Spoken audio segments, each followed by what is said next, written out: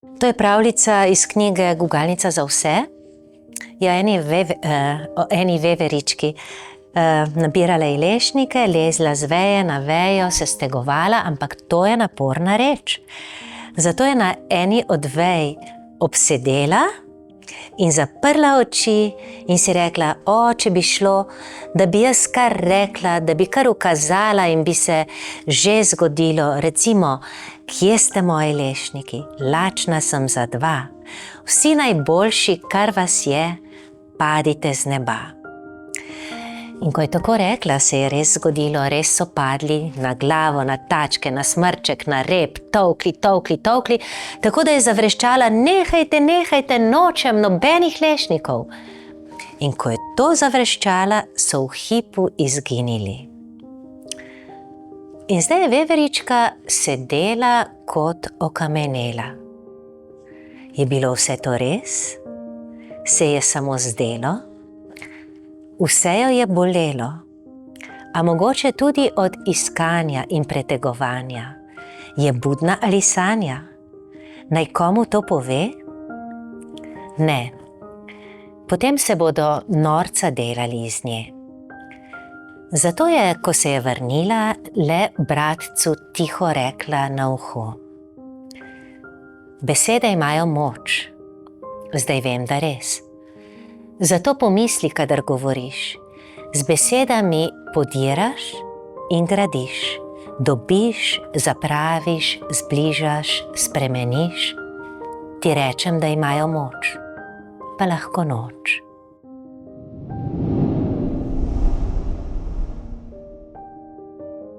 En lep pozdrav v novem podcastu Gregorjev svet žensk. Ime sem si takrat izbral zato, ker imam sam 2 hčerki, ker imam 3 mlajše sestre, ker tudi v službi, v svetu, torej v moji športni, newsovski, informativni redakciji, ves čas pravzaprav sodelujem z ženskami. Ko smo imeli športno novinarko, je bila ženska, ko smo govorili o politiki, je bila to ženska. Skratka, moj svet se veliko vrti okoli žensk. Pa vendarle se nam zdi, da jih včasih razumemo premalo. Ampak zdaj kot oče, imam pa še prav posebno nalogo, in sicer, da bom razumel, kakšen svet bosta odraščali moji hčerki Lilija in Ivana Pavlina. In če kaj, potem sem jima od rojstva dal nekaj, kar sem dobil tudi sam kot otrok. To pa je slovenska pesem ali pa slovenska pravljica. In nekaj imamo skupnega z Lilijo in z Ivano Pavlino, da smo poslušali verjetno iste pravljice in pesmice in da smo gledali iste ilustracije. Zato je današnja moja gostja Anja Štefan, pravljičarka, pripovedovalka, pesnica in še bi lahko našteval, predvsem pa nekdo, ki je del moje mladosti in ki je del tudi zdaj mojega starševskega časa. Vsak večer, pa tudi vedno, kadar smo v avtu. Anja Štefan, en lep pozdrav. Dober dan. Najprej hvala lepa, ker ste si vzela čas. Vem, da pisateljice, pesnice, nimate veliko časa za dolge pogovore, kaj? Ja, ali pa se izgovorimo, če nam ne paše. Morda res to drugo, ker ko sem se pripravljal na ta pogovor, in sem iskal seveda veliko vsebine, ki potem naredi nekaj teh pametnih vprašanj, je bilo kar težko. Pa se mi je res zazdelo, da se mogoče izogibate kameri ali pa kakšnim takšnim intervjujem, razen ko seveda dobite kakšno nagrado, takrat pač morate odgovarjati na vprašanja. Ja, malo izbiram. Aha. Kaj pretehta? Ja,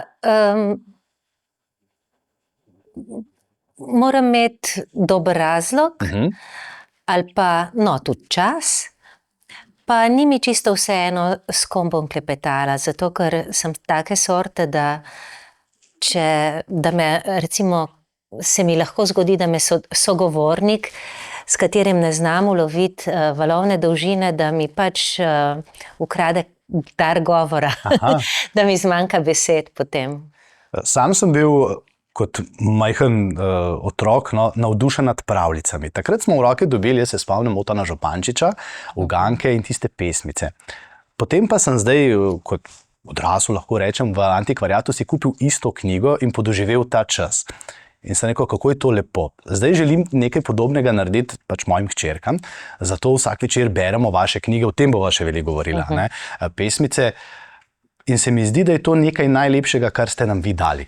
In sicer vse to, kar ste zapisali, kar ste doživeli, opisali potem v pesmici ali v pravljice, zato ker to je večno. Obstaja kaj, kar je večja nagrada? Zdaj, to so velike besede, ne? Ki ste jih zdaj uporabil. Je večno. Jaz ne vem, pač, ko delam, si želim, da bi dajala od sebe besedila, ki pač sproti presojam, kaj se mi zdi vredno dati naprej in kaj ne. Zato, ker precej mojih knjig, posebno začetnih, je nastalo tako, da sem najprej objavljala eno za drugo, eno pesem za drugo, eno pravljico za drugo v Cicibanu in Cicidoju. In potem so bile knjige vedno izbor tega. Nikoli vse, ampak izbor, ne? Tako da že to, da v reviji vidim objavljeno nekaj in da lahko preberem z distanco, mi pomaga oceniti, ali je kaj vredno ali ni.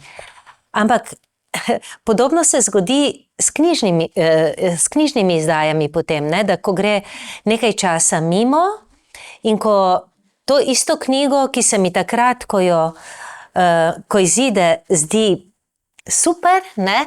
Ko jo pogledam, lahko začutim, če sem odkrita sama do sebe, da so nekatere pesmice močnejše in tako se mi zdi, da bolj skočijo ven in nekatere so manj prodorne. Tako da se mi zdi, da tudi pri vsem tem mojem delu, jaz mislim, da nekatere od teh knjig bodo preživele. V nekaterih knjigah bodo pa preživele posamezne pesmi ali pa posamezna pravljica, ampak že to je velika reč. Ja, omenil sem res večnost, ampak ko ste prvič izdali leta 1993, se mi zdi v Cicibanu, takrat je zdaj 30 let, ampak ta kup knjig samo raste, a ne? Tudi teh pesmic, ki jih znamo praktično na pamet, zdaj tudi starši pa otroci, je tudi vedno večji. Ja, pač moje pesmice imajo veliko srečo, ne, da grejo otrokom in njihovim odraslim zelo lepo v uho, pa še nekaj je, da jih imajo skladatelji zelo radi. Enkrat sem se pogovarjala z enim od skladateljev in je rekel, da pač znam pisati tako, da so soseščine glasov,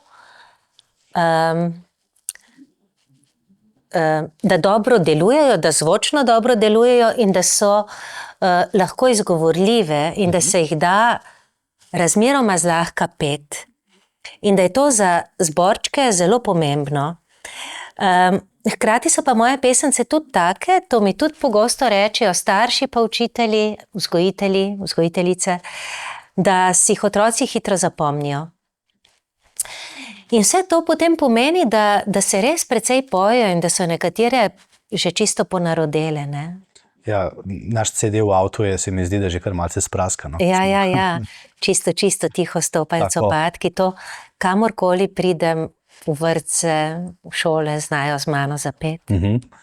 Ko sem vas pa prvič v živo videl, to pa je, se mi zdi, da pol leta nazaj, takrat sem si predstavljal, kdo je oseba za temi knjigicami. To je kot na radio, ne? Včasih, ko še ni bilo vseh teh medijev, je bil radio tak magičen medij, sam sem tam začel in sem si te speakerje predstavljal čisto po svoje. Potem pridem na ta neko stvar, kjer sem jo odvodil in tam piše Anja Štefan. In sem bil zelo vesel, sem rekel, zdaj bom končno videl, kdo to je, in potem vas vidim. In a veste, da res pašete k tem knjigicam, ne? Prav ta pojava se mi zdi, zdaj bom uporabil neko besedo, pa sam nisem zdaj ampak taka vilinska, ne? Te lepe oči, tak nasmeh, glas pravi, tako da se mi je zdelo, da v trenutku je ta knjigica spadala skupaj z Anjo Štefan. Ja, mogoče knjige pašijo k meni, vi ste pa videli, da jaz pašem knjigam, ker ste pač prej poznal knjige kot mene. Tako. Ne? Ja. To zdaj delam nek tak uvod, ker naprimer, ko tudi Svetlano Makarovič vidimo, tudi njene knjige z veseljem prebiramo, a ne, si pa človek predstavlja ravno drugačno, a ne, in zdaj nekje sem prebral, obstajajo pehte, ki pišejo knjigice in vilinke, ki pišejo knjigice. Kam se vi umeščate? Ampak meni se zdi kar dobro biti ena mešanica, ne, in se zelo trudim, da me pač, pravzaprav se mi je zmeraj bolj vseeno, kako me ljudje vidijo. Ampak, da bi jaz sama imela obe razsežnosti, ne, do tega mi je. Pa tudi Svetlana, ona se navzven zelo kaže kot pehta, s tem, da ima obe strani. A se Anja Štefan kdaj razjezi? Ja, Res? ja. Kdaj? Prav trudim se sočno razjeziti, tako se mi zdi zdravo. A res? Ja. Nad otroki, nad možem, nad situacijo v svetu, zato ker je recept bil slab, pa ste kuhali nekaj? Ne, zaradi kuhanja se pa res ne razjezim. To so kakšne take medčloveške reči.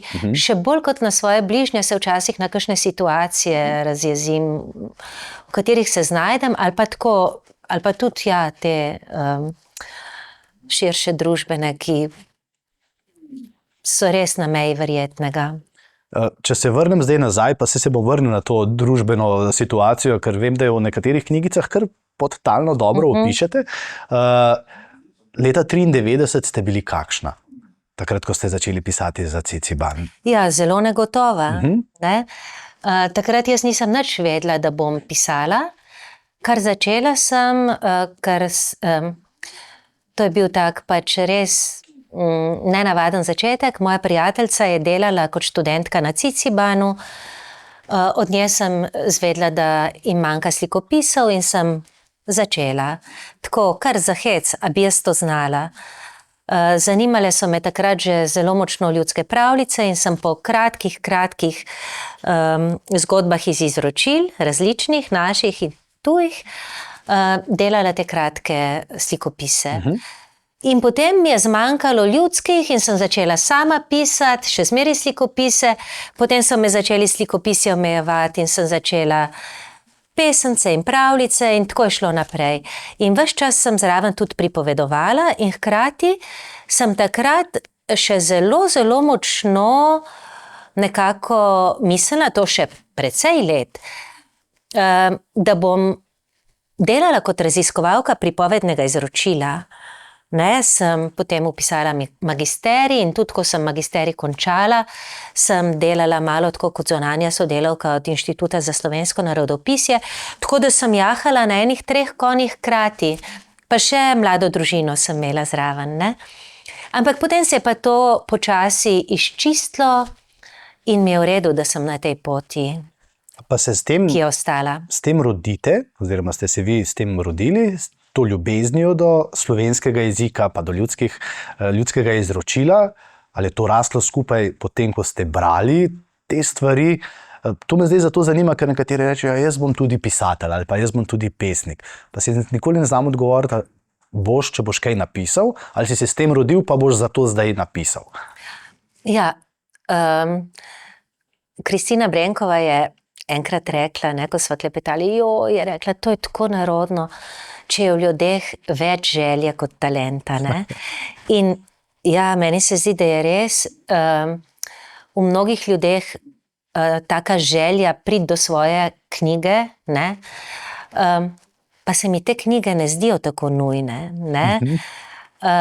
Se mi zdi, da tudi tukaj bi bilo fino gledati, tako kot na vseh področjih, da knjiga ima smisel, če nekaj daje, če je dobro, saj samega sebe težko oceniš, ne? Najbrž vsak, ki spravi skupaj knjigo, misli, da bo ta knjiga nekaj dala, ampak res nismo vsi za vse. Zdaj, po drugi strani je pa lahko tako, da tudi imaš talent, ampak samo talent ni zadosti. Je treba ta talent dopolniti tudi prav s dovolj vestnim negovanjem veščine, tako kot pri vseh stvareh. Če hočeš biti dober, obstajajo neka znanja in neke spretnosti, ki ti skozi čas lahko pomagajo, da se na tem svojem področju sukaš dovolj profesionalno. In to pri pisanju pomeni, da obvladaš zakonitosti jezika, pri nastopanju pomeni, da obvladaš tudi obvladaš. To je zmeraj velik razpon, ampak da si vsaj nekoliko spreten pri uporabi glasu, pri, ne vem, da se znajdeš, kako z glasom ravnati v različnih prostorih, kako nagovarjati različne publike, da imaš zadosti širok repertoar, da si nekako elastičen glede tega, kako boš nakombiniral program, da znaš, ne vem, vse take reči, ne. Potem pri pisanju pesmi, se pravi tudi, da imaš uho za ritem, ampak da hkrati tudi malo, ne vem, se seznaniš z različnimi pesniškimi oblikami, da preizkušaš različne kombinacije rim, vse take reči, ne. Kaj vse imate vi? Talent, ljubezen, vestnost, še kaj?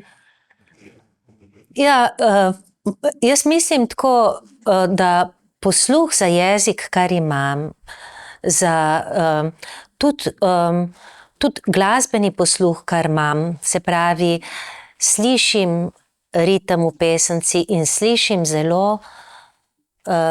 slišim že melodijo v pesemcah, ko jih pišem, ampak to so take moje delovne melodije.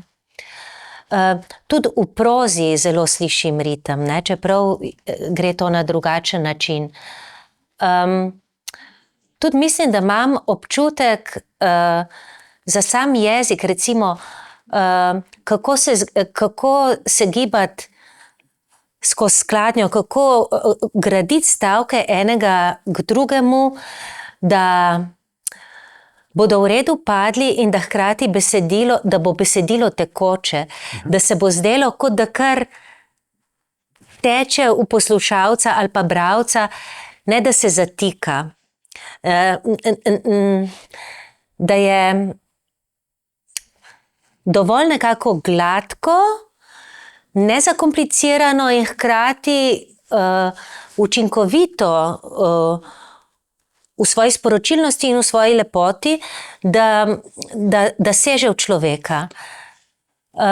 Hkrati ob vsem tem pa imam občutek, da sem tudi kar delavna, no. Sem kar delaven človek. No, se tukaj bi dodala, ne, da ste slovenistiko, anglistiko, in še magistra, prej ste že rekli, ne, folkloristike. Ja. To so pravzaprav smeri, kjer ste se samo dopolnjevali za vse to, kar v bistvu zdaj delate, ne? Ja, ampak to je samo en del. Jaz sem vesela, da sem študirala slovenistiko, ker to pomeni imeti občutek za svoje orodje, ne samo občutek, tudi prav znanje, ne. Jaz se lahko sprehajam po jeziku, lahko tudi kršim njegova pravila, se lahko igram z njim, se lahko igram s pomanjševalnicami, z besednimi redi in delam to zavestno. Ampak je pa tudi precej znanj, ki ti jih redno izobraževanje ne more dati. Recimo, vsa znanja z področja uporabe glasu sem nabirala ločeno od svojega študija. To sem pač morala sama iskati. Ali pa tudi, ne vem, kakšna čisto druga znanja, taka malo bolj celostna, ki ti pomagajo se opredeljevati do tem, ki ti pomagajo iskati pot, o čem sploh pisati. In po drugi strani znanja, ki ti pomagajo, kako stati pred ljudmi. No, in zdaj ste mi dala ta odgovor, ker vprašanje bi šlo pa tako ali tako v to smer, da nastane ena pesmica, ne? Sem zdaj slišal, da je potrebno veliko vsega, ne zgolj, zdaj bom pa zapisal, ampak bom vseeno vprašal, in kako torej nastane ena pesmica? Kdaj pri vas nastajajo te pesmi? Jih dlje časa premišljujete, premetavate po glavi, iščete pravi ritem, rimo, ali se kar pojavi? Veste, kako je? Vse to, kar sem prej govorila, to je proces na dolgi rok. Ne? To je tako kot naložba v svoje najprej vajeništvo in potem mojstrstvo. Ne? Ampak, ko pa ti nekako postaneš mojster svoje obrti, potem pa včasih pesmica pride na hitro, včasih je treba pa kar garati zanjo. In oboje je lahko dobro ali pa slabo. ne? Lahko na nečem zelo, zelo, zelo delam, pa vendar na koncu ne najdem tako tiste pikce na i, da bi rekla, ja, čisto mi štima. Je pa tako, da recimo zdaj z leti se mi zdi, da sem postala nekako dovolj spretna, da če začnem sukati en svoj klopčič, če tako se osredotočim in si nekaj ponavljam, in jaz si to najlažje ponavljam, ko se gibam ali pa ko nekaj počnem. Razmeroma težko mi je tako samo sedeti in nekaj pisati in se črtati in pisati, ampak ne vem. Recimo, zdaj, ko sem spravljala poleti, ko sem bila v zadnjem finišu za to knjigo, je ta pesmica o ježkih, ki je tukaj na koncu, čisto na koncu padla noter. Ko sva z urednico že tako bili pri prvih korekturah, nisem bila zadovoljna z eno pesmico o pustu, ki je pred tole zasedala to isto mesto, ne? Ker moramo imeti preštete strani, da gre to na pač pole. Se pravi, ne moreš ti, ne vem, se odločiti, da boš imel 21 strani teh dvojnih pač enot, ne? Ampak jih moraš imeti 19 plus mogoče eno polovično, ne? Tako da gre to, ker slikance so ali 16 ali 24 stranske, ali 32 ali 40 ali 48. No, in potem ta ilustracija Jelkina mi je pa že od zdavnaj bila všeč. In potem jaz tako premišljujem, a naj dam tega pusta noter, a naj ga pustim ali ne, ali bi rajš ježke, pa kaj. In tako plavam in mi začnejo ti ježki noter po glavi hoditi. In to pomeni, tako ko mi spelje, ne, ko pride, recimo, ko pride ta prva dva verza ali pa ko pride prva kitica, potem pravzaprav se to nagne v eno tako tiho obsedenost, ne, da karkoli počnem v tistem času, si pravzaprav tako po malem ponavljam ježke, ne, ali pa nekaj drugega. Zdaj, ne čisto ves čas, recimo, če med kosilom klepetamo, ali pa jasno, ne ves čas, ampak recimo tako grem, to je bilo na morju, pa sem šla plavat, pa sem jih ponavljala, pa potem si na ležalniku pa ponavljaš, pa greš na sprehod, pa ponavljaš, pa zvečer pred spavljem, pa ponavljam in potem, čim kaj najdem, si zapišem, ne.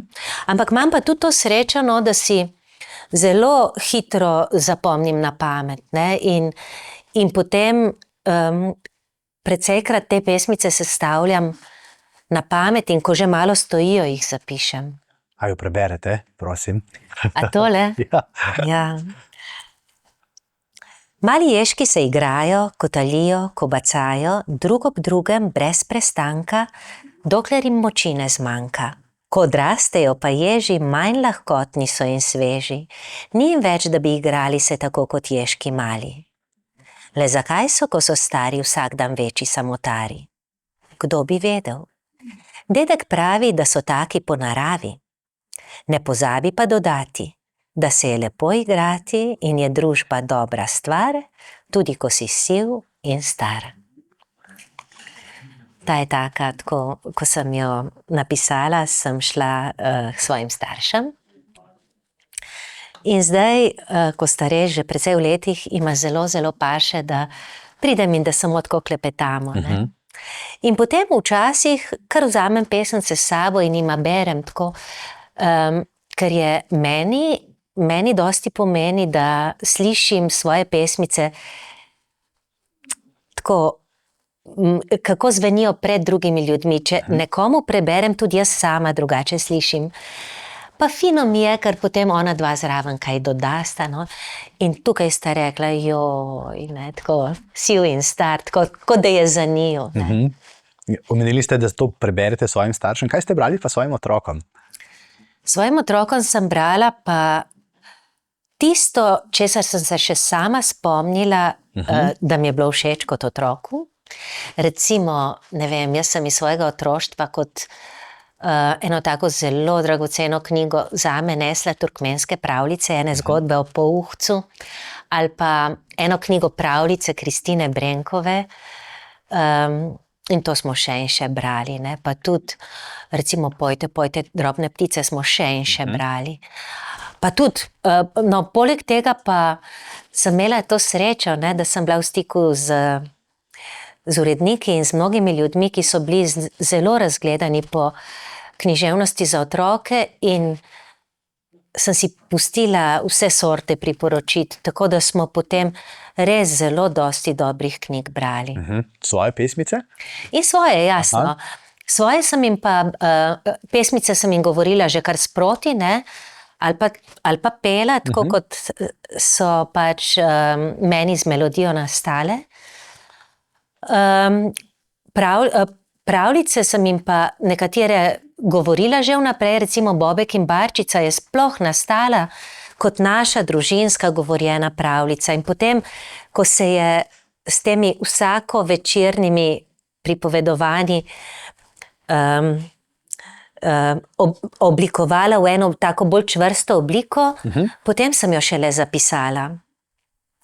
Ampak hkrati pa tudi, recimo, ko je išla knjiga Melje, Melje mlinček, to je bila ena od najljubših knjig zgodnjega otroštva mojega 3. sina, ne. To je kar naprej je hotel ta Melje, Melje mlinček, pa ne zato, ker bi vedel, da je moja, ker jaz nisem tega doma nič kaj dosti govorila, ne, tako sem rekla, katero pa bomo, ne. So oni zelo, zelo ponosni na mamo, ha? Ja, o tem se nič kaj dosti ne pogovarjamo, ne, ampak ja, vidim, da se jim zdi včasih fino tako, jaz nič ne sledim dosti tem socialnim omrežjem ali pa tem rečem, pa včasih tako kakšno reč prav ponosno pokažejo. Ker če bi pesmice spravili na Instagram, no, ali pa na Facebook, ali pa na TikTok, se mi zdi, da bi bili vi influencerka. Tako ste pa influencerka, samo na drugačen način. Ja, veste kaj, s tem se je treba ukvarjati. In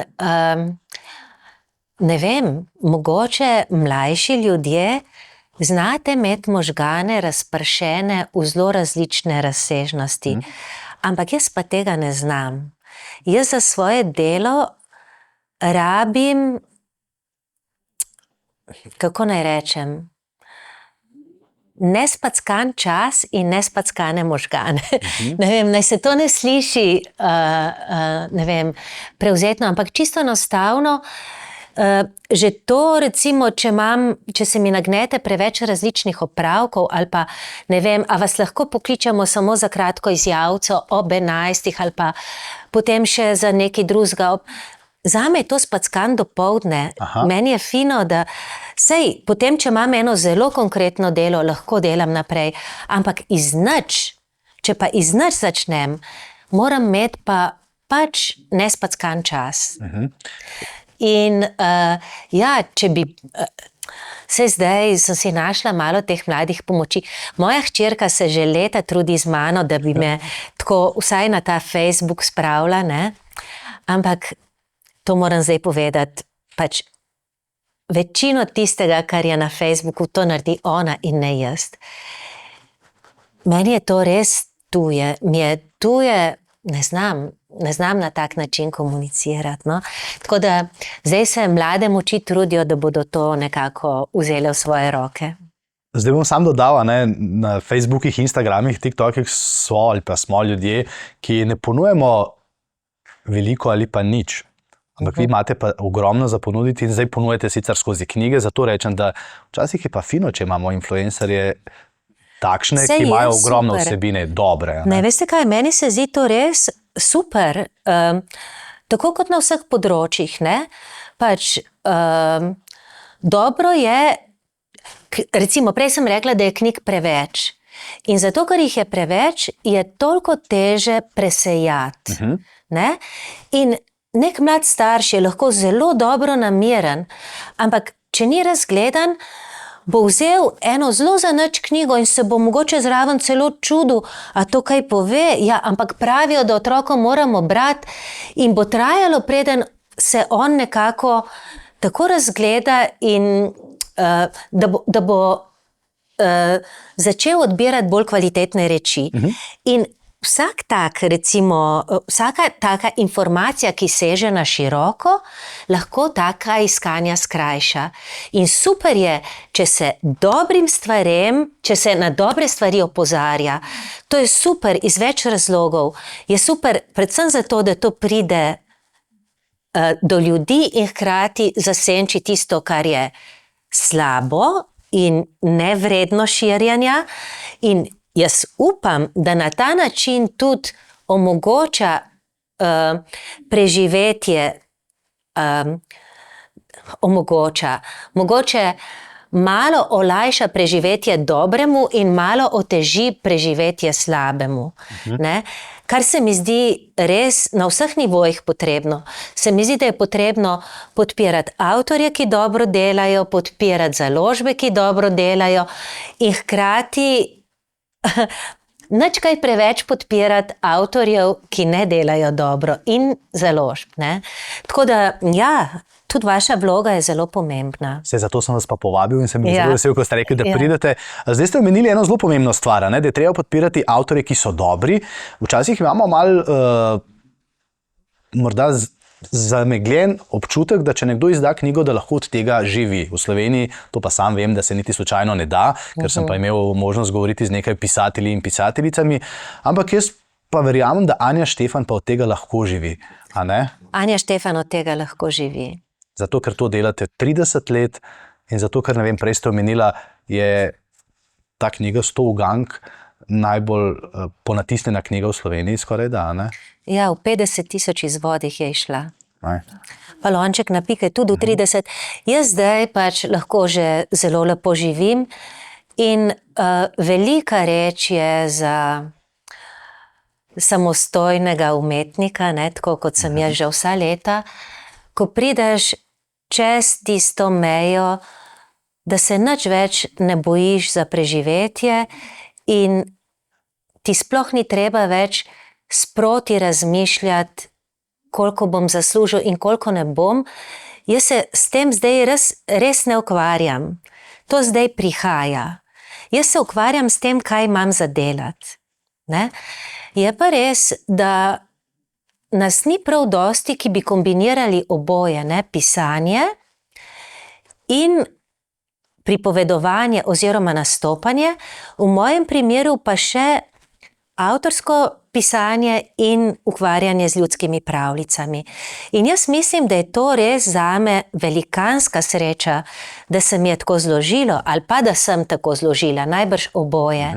Ne? Ker to hkrati pomeni tudi, da v vseh teh 30 letih, ne, ja, ni bilo vedno tako, da bi se jaz čutila, da imam nekaj zapovedati, pa tudi, da imam tako veliko izrazno moč, da imam tisto tudi porivno moč, da sem pri moči sploh nekaj dati, ne? Ker če imaš pač tako veliko družino kot jaz, pa vse sorte enih prelomnic, si včasih tudi čisto presušen, ne? In k sreči sem si tako postlala, ali pa se mi je tako postlalo, da sem takrat, ko sem čutila, da sama nimam kaj dosti povedati, da sem se lahko zatekla k ljudskim pravljicam. In je na ta način nastalo nekaj zelo, zelo dobrih knjig, ki po mojem tudi delajo dobro, ne? Tako da mi je to hkrati pomagalo tudi ne samo pač se zaposliti, ampak tudi, da ne zdrsneš v eno samo prisilo, ne? Da hočeš iztisniti nekaj iz sebe, da bi nekako le bila neka nova knjiga, da bi jaz imela občutek, da sem pisateljsko živa, tudi če ni kaj povedati. Meni se zdi to še kar tak nevaren mehanizem v ustvarjalnih življenjih pišočih. A lahko pogledava še v življenje navadnih ljudi, ki ne pišemo, pa živimo, pa morda niti nimamo tega razkošja, kot ga imate vi, ne v glavi, ne v tem miru. Dve stvari sem si zdaj zapomnil, ker ste jih omenila prej, da nimate razpacanega uma, torej da ga nekako fokusirate v to, kar delate in da ste mirni, zato ker veste, da to, kar delate, je dovolj za preživetje. Kakšen se vam zdi svet zunaj vaših knjig, vaših pesmic, ta svet, v katerem zdaj mi živimo, pa tudi vaši otroci? Ne? Ja, to je zelo široko vprašanje, ne? Na katero, mislim, vsak dan opazujem, ne? Včasih opazujemo tako pač novice in to daljne reči, včasih opazujemo tako konkretna življenja okrog sebe in mnogim ljudem res ni lahko, ne? Hkrati nas bega tudi, kam gre nasploh naša civilizacija, ne? Širše, in kam gre naša država, to nas tudi bega, ne? Se sprašujemo o avtoritetah, ki nas vodijo, ne? Kakšne avtoritete sploh so in kakšni mehanizmi so se v zadnjem stoletju vzpostavili, da sploh ne samo pri nas, ampak na široko prihajajo na površje ljudje, ki nimajo niti, ne smem posploševati, ampak marsikdaj nimajo niti etične drže take in včasih tudi prav kapacitete, ne? Niso neki presežni umi, da bi čutil, da in niso mogoče tudi tako v sposobnosti odločanja tako močni in tako karizmatični, da bi stvari čvrsto peljali. Vse to nas lahko skrbi, ne? Nas skrbi na mnogih različnih nivojih. In odgovore na to si iščemo vsak po svoje, ne? Nekateri ljudje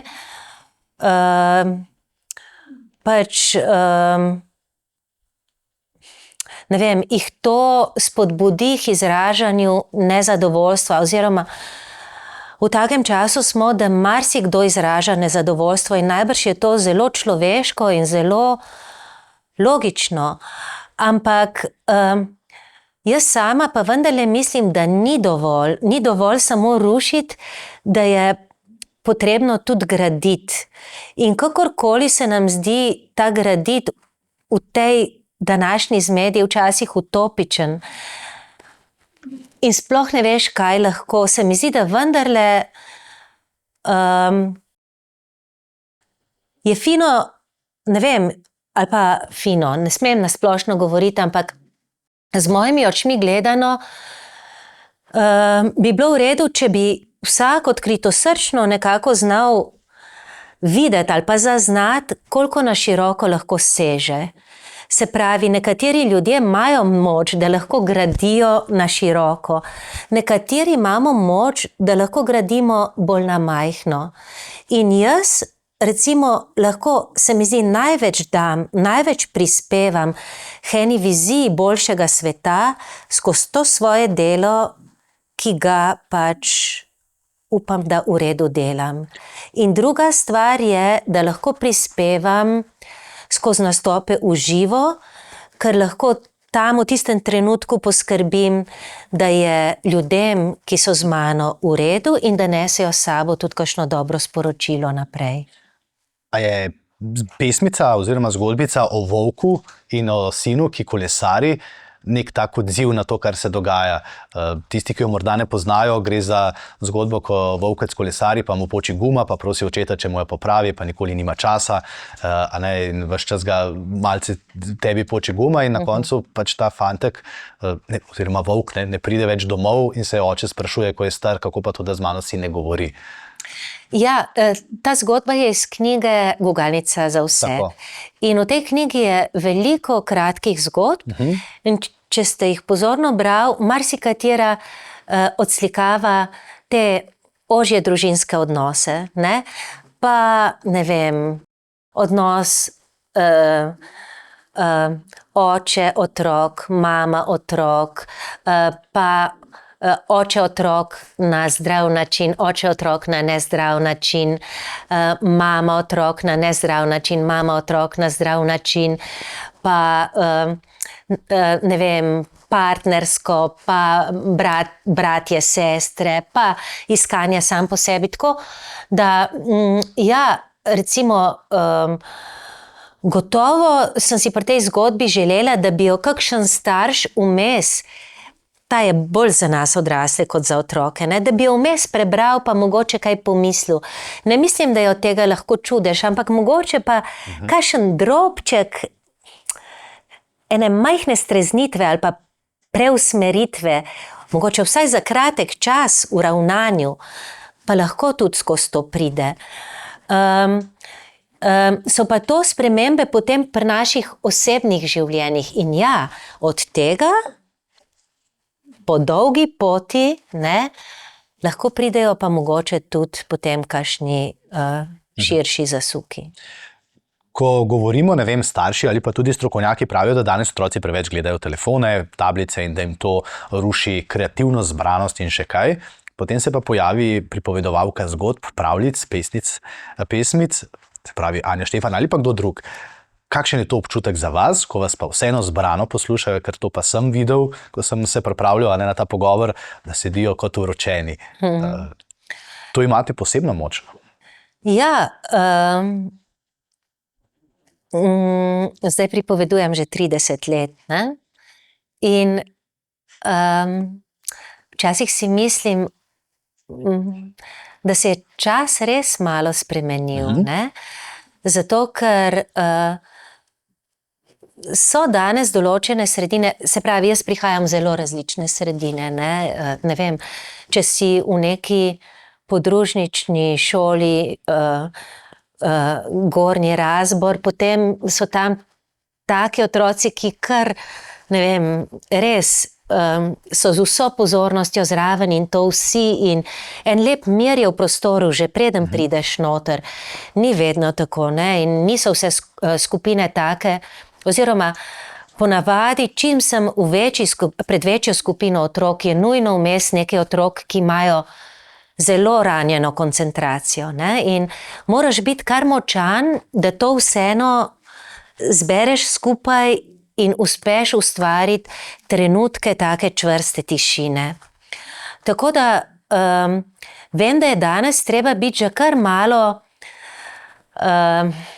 ne malo, zelo spreten in vešč, da uspeš zgolj z govorjeno besedo nagovarjati zelo veliko množico majhnih otrok. Ampak se da. In ko se to zgodi, se mi zdi vsakič sproti, tako dragoceno si rečem, super mi je, super, da so doživeli, da je bila beseda zadosti. Ne? In včasih se kar ustrašim, recimo, ko grem v kakšna drugačna okolja in vidim kakšne starše, ki tako neumno ravnajo z otroki. Ne? Recimo, ne vem, si v kakšnem parku in je kakšen starš, ki tako na glas neki vzgaja in vidiš, da sam ni poštiman, ne? In si rečem, ta otrok tako mičkan je že in tako potem vidiš tisti jok na silo, trmarjanje na silo, ne vem kaj vse. In si rečem, in vse take jaz dobim. Si to je včasih res čudež, da jih lahko držim skupaj. Ampak ravno zato se mi zdi dragoceno to, pač dokler bom mogla, bom, ne? Zdaj že vidim, recimo, da ne morem več toliko in tako intenzivno okrog, kot sem, ne vem, še pred 10 leti. Predvsem vožnja mi postaja zelo odveč, ne. Tako da se na tem mestu opravičujem tistim, ki so bolj daleč okrog, bolj na obrobju. Veliko mi je do teh obrobnih šol, ampak Samo šoferja naj vam pošlje, pa bo. Ne, čisto enostavno sedeti v avtu, tako me začne včasih kar hrbet boleti, ne. Tako da zdaj razmišljam o tem, da bi si naredila kar ene take pakete, ne. Paket Koroška, paket Bela krajina, da bi nekako laže to speljala. Še eno stvar bi vprašal, ker ste ravno omenili ta nastopanja pa obiskovanja. Z Jelko Reichmann velikokrat skupaj sedita, o tem še nisem nič rekla. Ko sem na začetku naredil uvod, da že 30 let beremo vaše pesmi, pravljice, še več časa, več desetletij gledamo slike Jelke Reichmann. Če grem na košarkarski parket, Luka Dončić lahko igra z LeBron Jamesom, ki je največji košarkar tega obdobja in obratno, saj je tako znamo. vi pa igrate oziroma rišete, ustvarjate skupaj z Jelko Reichman. Ko ste bili mlajši, je bil to velik privilegij, danes pa kako na to gledate? To je bila čista sreča, ja, in privilegij. Ne vem, kako se je to zgodilo. Pač, takrat je bila Jelka še pač, zelo, zelo pri močeh. Zdaj je tudi, ampak z leti se je zgodilo, da pač ona zdaj vendarle zelo izbira, kaj bo delala in kaj ne. In to že kar nekaj časa. Ne? Tako da mislim, da obe zadnji knjigi gotovo, mogoče pa celo zadnje 3, ne, so že nastajale tako, da je ona delala samo še moje stvari za Ciciban. Ne? Prej, takrat, ko sem začela, je pa delala vse. Ne? Se pravi, ne z mislijo, da mora čisto vse, kar nariše, da se že dela z mislijo na knjigo. In tako so jo očitno vprašali, če bi delala moje slikopise. In to je bila velika sreča zame. Je bila sreča zato, ker je bilo potem skozi Jelkino roko, ne, skozi Jelkino sliko, moje delo bolje sprejeto in bolj opaženo. Ampak mislim, da je bila predvsem sreča zame tudi zato, ker je bil to en tak lep obliž na mojo nesamozavest. Ne? Oziroma taka lepa spodbuda moji samozavesti. Ne? Tako, če pa Jelka Reichman hoče delati moje pravljice, pa moje pesmice, ja, nekaj pa že morajo biti vredne. Ne? Katero vam je narisala najlepše? Katera je tista, ki rečete, ta je pa res za mojo dušo? Je kakšna taka? Veste kaj? Recimo, več je njenih ilustracij, ki so mi zelo lepe. Recimo tale, ki je tle na platnički, čez potoček in naprej. To je moja zelo ljuba ilustracija in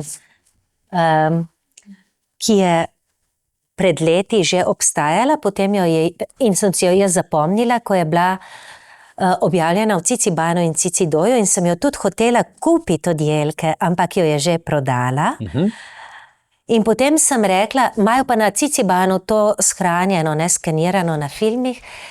In potem, ko sem iskala naslov za to knjigo, me tako prešinajo ti medvedki in ta potoček in si rečem, čez potoček in naprej.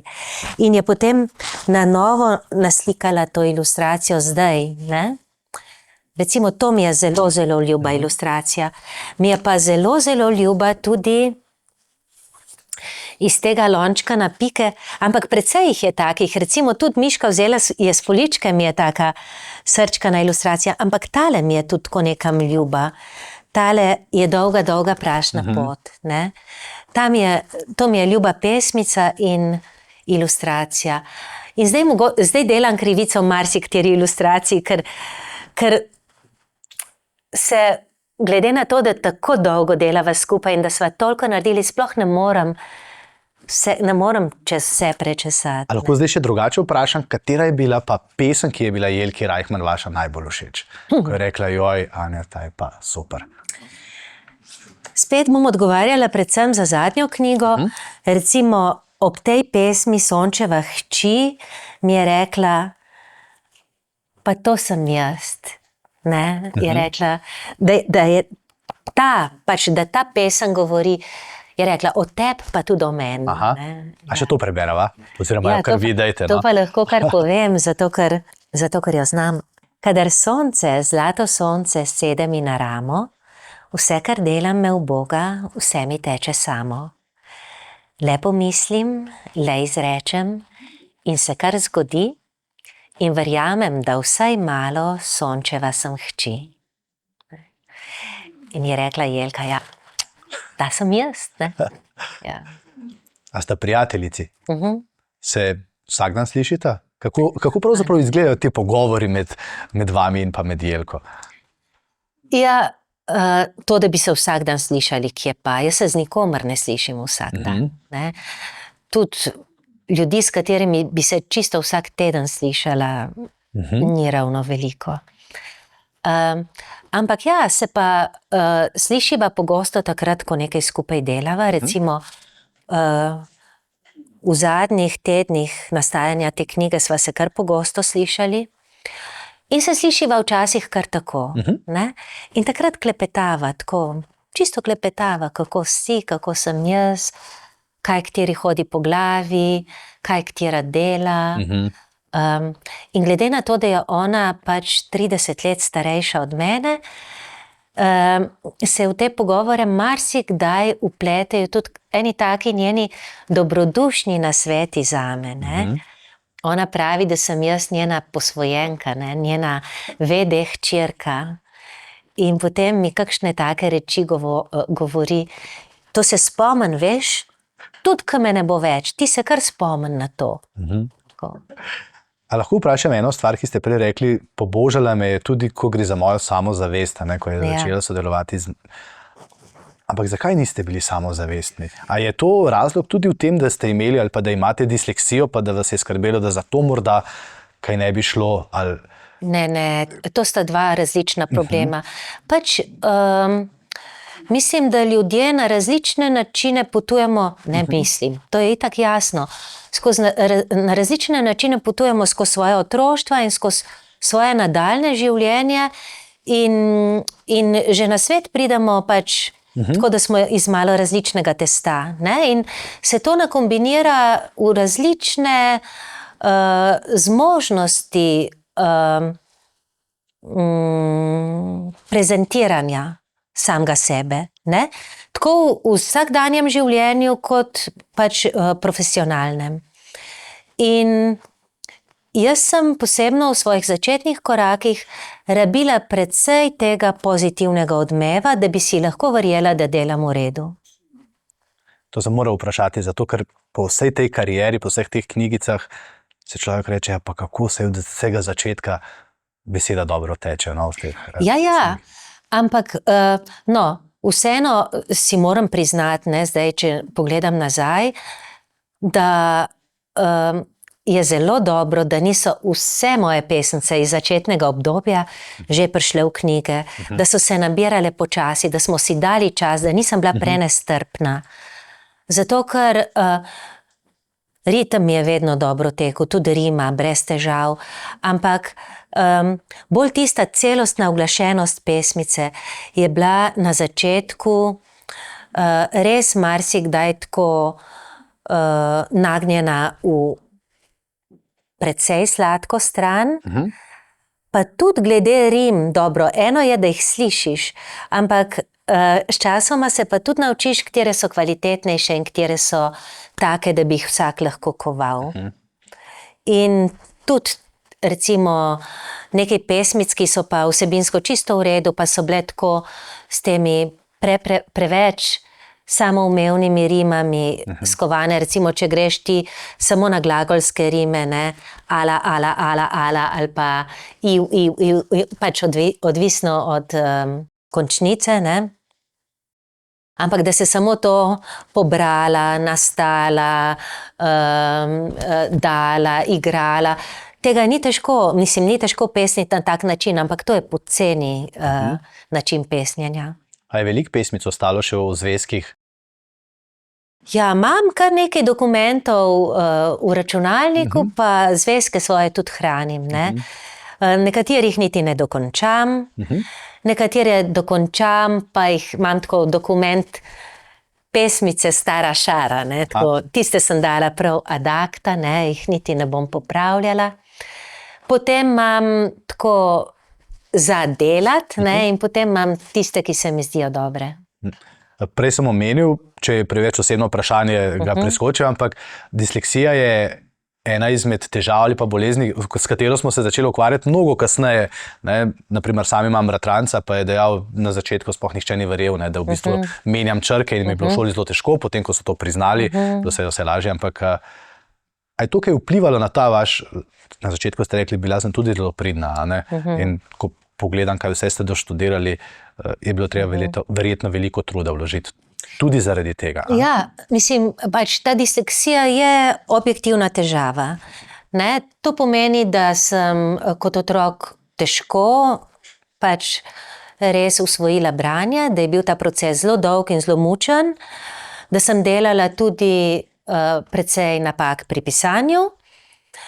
Pomeni pa, da po vseh teh letih še vedno jaz berem počasneje kot mnogo mojih bližnjih, s katerimi se lahko primerjam. In to pomeni, da tudi recimo bi bila čisto neprimerna za določene poklice in da bi bila to prevelika težava. Se pravi, tudi če jaz jasno vidim, katero besedilo ima nekaj noto, pa katero nima, nisem sposobna biti urednica, ker ne morem tako hitro toliko prebrati. Ampak si pa mislim, da ta disleksija, ne vem, silno me zanima že sam ustroj možganov. Zdaj pred kratkim sem bila na enem predavanju, kjer je en neuroznanstvenik, ki se ukvarja z možgani skozi jezik. Prav tako na slikah in na posnetkih nam kazal, kateri centri se aktivirajo pri recimo poslušanju, pri še netekočem branju, v katerem je veliko napora, in pri tekočem branju in pri zelo pogostem branju, kateri centri v možganih se krepijo. In to je nekaj, kar se mi zdi, da bi morali vsi starši enkrat slišati, videti, da bi doživeli, da bi se zavedali, da oni res prav vplivajo na razvoj možganov svojih otrok in da je to trajna popotnica, ki jo dajejo, če otrokom berejo, ne, in če jih na to tudi navajajo. Ampak hkrati je pa pokazal tudi eno tako bunkico, ne, noter v možganih, ki je pri dislektikih ni, ne, ali pa je mogoče zelo majčkana, ne, tam je tisti, tako jaz si rečem, tam je tisti moj vozu, ne. Si pa mislim, da za to nekaj pa mora biti pa nekaj drugega, ne. In je res, da jaz že od malega tako imam zelo dober spomin za pesmi, zelo dober spomin za zgodbe in hkrati dober spomin tudi za dogodke, ampak zdaj že, ko sem malo starejša, vidim, da je ta spomin selektiven, ne? Da se mi včasih zgodi, da me kdo na nekaj spomni, kar je najbrž njemu bilo pomembno. Meni se je pa čisto zbrisalo, ampak določene dogodke, ki so mi bili pomembni tudi iz zelo zgodnjega otroštva, pa pomnim, bi rekla tako, v mnogih razsežnostih, kot dogajanje, ampak tudi kot zvok in kot svetlobo in kot atmosfero in mislim, da je vse to nekaj potem ena taka kombinacija, ki se fino spravi v moje delo. A lahko vprašam, a imate kakšne take posebne cilje za naprej, a ne kot pisateljica, pripovedovalka, da si rečete, ampak to pa še moram, to pa nisem nikoli še napisala. Pa to pa moram opesniti, to pa moram izraziti. Imam, samo tako čakam, da dozorim, ne. Tak občutek imam, da bom prej ali slej preskočila, zdaj je precej mojih pravljic živalskih, ne. In imam občutek, da se mi bo prej ali slej zgodilo, da bom prestopila v nekaj, kar bo bolj kot ljudski živalski pravljici, sorodno ljudski čudežni pravljici.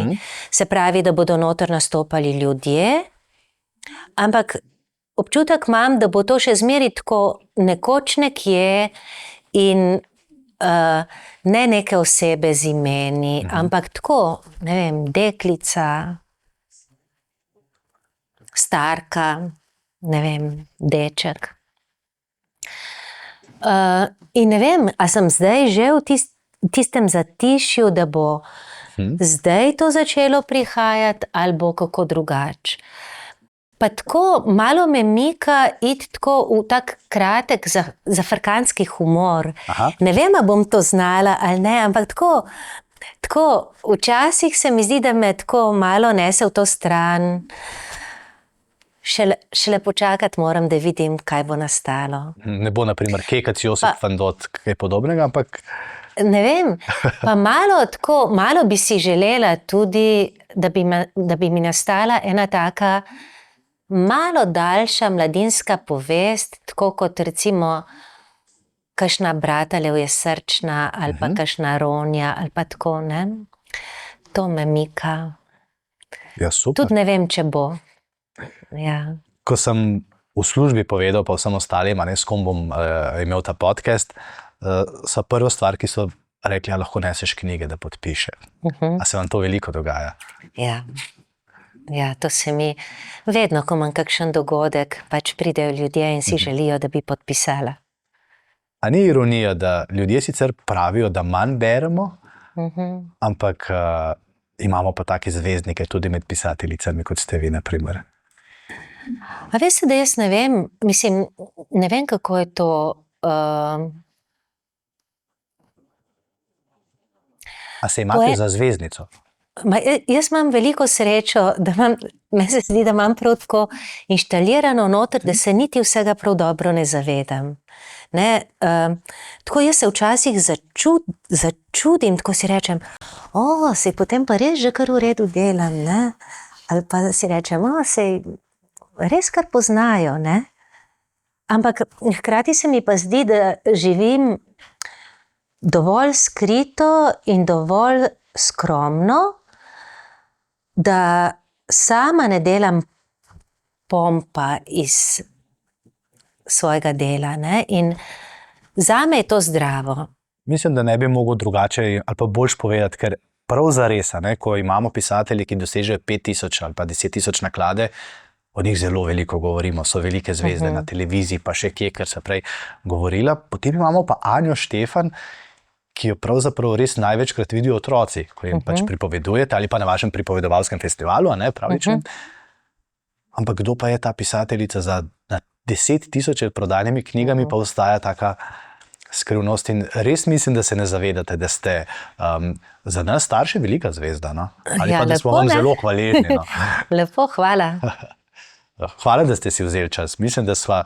vas bom vprašal, ker na začetku ste rekli, da včasih imate pa koga, ki potem beseda ne steče. Se mi zdi, da nama je, no.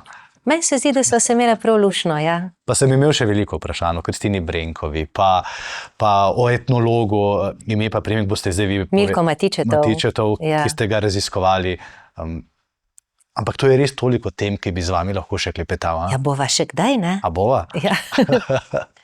Hvala, res. Ob koncu vas bom tudi jaz prosil, če boste kakšno knjigo podpisali za sodelavko, za moje hčerke, pa mogoče bi vas vsem prosil, če še kakšno pesem lahko preberete ali pa poveste, saj vem, da jih veste. Ker to je tisto, kar ste rekli, ne? To potem pa vedno ostane, zato sem rekel, da to je za večnost. Knjige bodo za večnost, ta vaš pripovedni način in slog je pa tudi tak večen. Študiram kaj? Mogoče povem eno drobno pravljico, mava čas za to? Mava. Ja, zato ker se mi zdi, da lepo osmisli to, kar sva midva danes želela povedati. To je pravljica iz knjige Gugalnica za vse. Ja, eni veverički. Nabirala je lešnike, lezla z veje na vejo, se stegovala, ampak to je naporna reč. Zato je na eni od vej obsedela in zaprla oči in si rekla, če bi šlo, da bi jaz kar rekla, da bi kar ukazala in bi se že zgodilo, recimo, kje ste moji lešniki, lačna sem za 2, vsi najboljši, kar vas je, padite z neba. In ko je tako rekla, se je res zgodilo, res so padli na glavo, na tačke, na smrček, na rep, tolkli, tako da je zavreščala, nehajte, nočem nobenih lešnikov. In ko je to zavreščala, so v hipu izginili. In zdaj je veverička sedela kot okamenela. Je bilo vse to res? Se je samo zdelo? Vse jo je bolelo, a mogoče tudi od iskanja in pretegovanja. Je budna ali sanja? Naj komu to pove? Ne. Potem se bodo norca delali iz nje. Zato je, ko se je vrnila, le bratcu tiho rekla na uho: besede imajo moč. Zdaj vem, da res. Zato pomisli, kadar govoriš. Z besedami podiraš in gradiš. Dobiš, zapraviš, zbližaš, spremeniš. Ti rečem, da imajo moč, pa lahko noč. Hvala lepa, ker gradite z besedami. Hvala. Hvala za obisk. Hvala. Hvala lepa vam, da ste bili z nama. Verjamem, da je bilo odlično, sam sem res užival v branju zvečer in danes v poslušanju in v pogovoru z Anjo Štefan. Upam, da ste kaj odnesli, sam sem marsikaj. Naprimer, ta zapacanost možganov se zelo lepo reši s prebrano knjigo. Hvala, do naslednjič.